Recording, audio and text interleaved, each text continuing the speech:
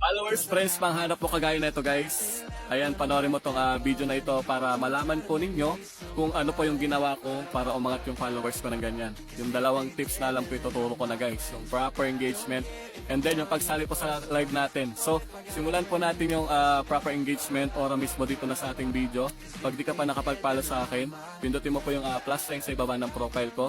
Mag-heart react ka po, mag-comments ka ng patropa. Lahat na magko-comments, kaibiganin mo sila.